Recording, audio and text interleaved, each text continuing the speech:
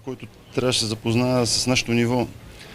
Аз и пред камерите на Диема казах, че по-добре да не говоря, защото те трябва да кажат неща, които е редно да се кажат съблекалните или е редно да са свършени преди, защото най-малкото, което ще кажа, ние не можем да играем в футбол без да може да бягаме. За съжаление, няма как да си на нивова група без да си подготвен. При нас има момчета, които са с нарушено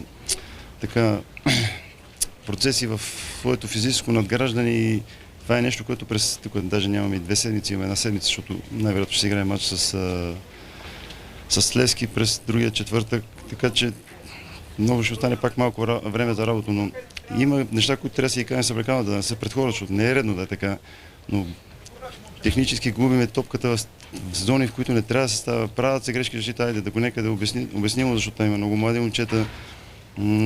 Те ще минат през тези грешки, но пак, ако трябва да разгледаме матча, първото време беше по-слабото, второто така имаше много оживление и най-вече с тези ситуации, които бяха градата. Моля?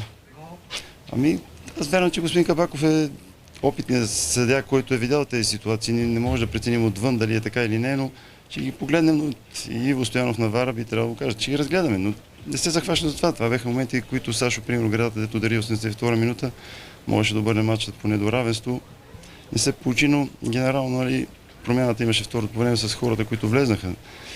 Но това е. Запрето на ръкави трябва да работим, бавно леко да надградим в физически план, тактически не стоиме добре, технически не може така да задържаме топката трайно да стигне до ситуации, защото за да вкараш гол трябва и да създадеш ситуации. Айде, имаше второто време, но иска се много повече, ако искаш да си нивова група. Бавно леко ще се надгражда във времето напред. За 7 дни не мога как да надградиш неща. Факт е, че някои момчета са с проблеми, някои могат, но може много повече.